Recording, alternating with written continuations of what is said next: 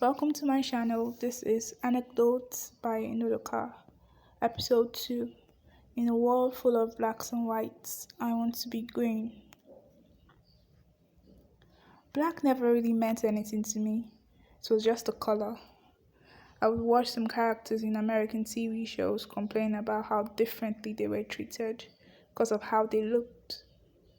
I didn't really understand what they were talking about since they were all lighter skinned than I was. Besides, I lived in Nigeria, where almost everyone was black, and there was no reason for anyone to condemn any other person. Or so I thought. It was a warm Thursday afternoon, and I spied Mom walking towards our school gates. What was she doing here? She never came to pick us up. That was Dad's job. I grabbed my brother's hand and we ran over to meet her. Mom was my most favorite person in the entire world. Her beauty was almost blinding. When she smiled, the whole world smiled with her. She was so pretty, it was hard not to. Surprised to see me? She asked. Yes, you never come to our school, I exclaimed. Well, your dad went on an impromptu trip today, so I thought I would surprise you. He took the car though, she explained, trading off. You didn't have to worry. You could have just called the school and would have taken Keke home. I continued with a big grin on my face. My brother was jumping up and down around her, hoping for some treats to fall off. I wish he would stop doing that. It made her irritable. I didn't want her to stop smiling. Settle down, we'll get something to eat on the way home. I couldn't contain my excitement. The truth was that Mom had been away for weeks on some personal retreat, or whatever Dad called it, although we hardly ever saw her when she was around. She only came out for breakfast, dinner, and the occasional kisses at bedtime. Now we got to walk home and hopefully spend more than a day with her. We linked our hands together and trekked down the street. A lady sitting in a kiosk greeted Mom. Madam, una well done, oh, she said in pidgin. Good afternoon, well done, Mom answered. I thought she just wanted to buy from her. I thought she just wanted us to buy from her, but she kept speaking. Madam, see how you just fresh. Your skin just fine anyhow. Be like Fanta. Or all those ripe papa where they just pluck. Kai God create though. Thank you, Mom said.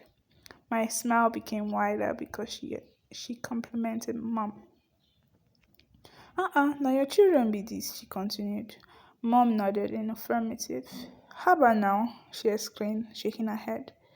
Them not resemble you at all, oh. Especially the girl. As she be girl, you suppose give her your color now. Make she at least fine small. I wonder, oh, I've been saying it since, Seth, Mom replied. My smile faded at once. I looked at Mom, but she didn't stare at me back. She know she didn't know what her words did to me. I didn't know what to say or feel. I mean, I have been made fun at school and church, called Blackie by almost every Agbero on the way home, but this was the only time I felt insecure. At 15, I wasn't a very confident girl, but today I felt like sinking into the ground. I knew I wasn't as beautiful as Mom, but this was the only time I felt ugly standing next to her.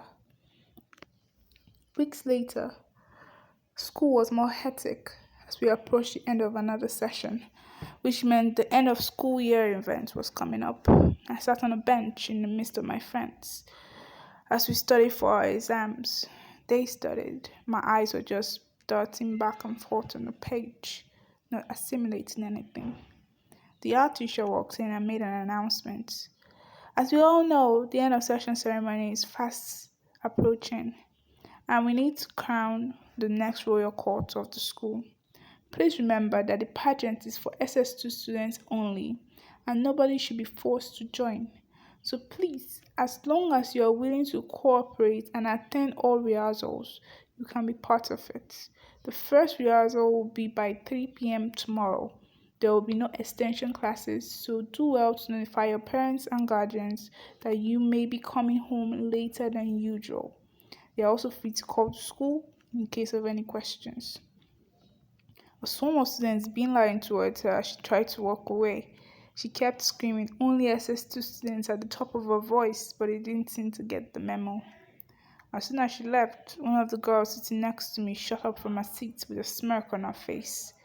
I heard a low scoff from someone behind me. Well, I didn't want it to seem like I'm overconfident or anything like that, Sha. But you see this queen. You girls should just leave that title for me.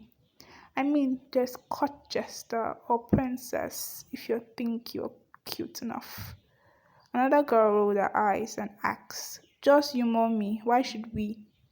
Because the groans and sighs from the other students were louder this time. She ignored them and continued, because I've been in pageants since before you could walk. I have everything it takes to win. Charisma, charm, whatever, check. Beauty, I mean, check me out now. See the face and skin, practically glowing. Intelligence, when was the last time any of you picked me in anything? I wrote jam for fun last year. Well, I shouldn't toot my own horn. I would just let the judges do that.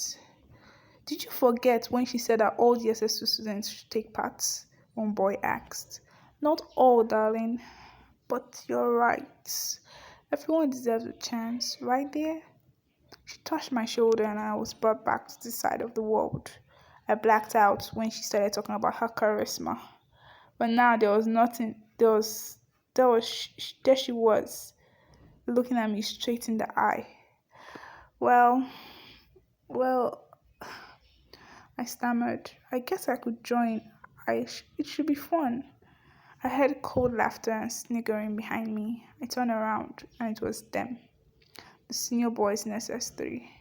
I still don't know why they were still hanging around even after finishing their exams.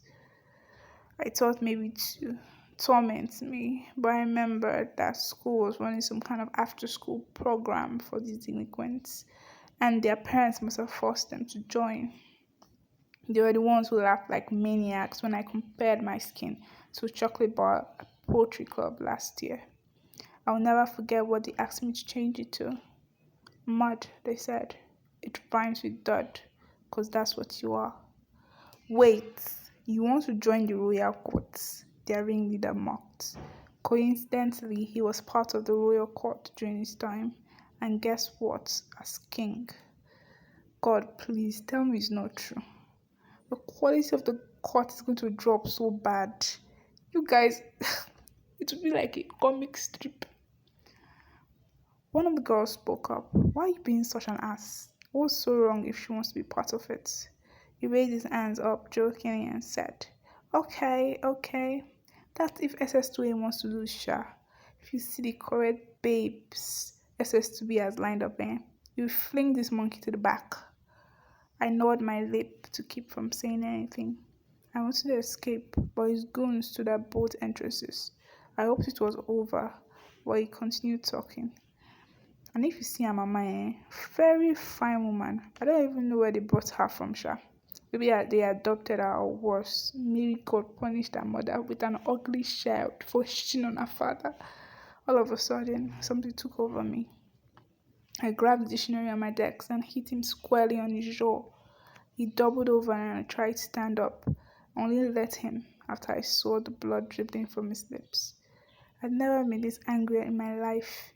Nobody talked about mom like that. The whole class was in disarray. Harsh whispers and a few giggles littered the room. His friends gathered around him, trying to help him up. Leave me alone, he told them. He turned to face me with a bloody smile. You have the guts, he spat. I glared back and replied, yes, I do. And I'm going to be queen. Just you wait and see.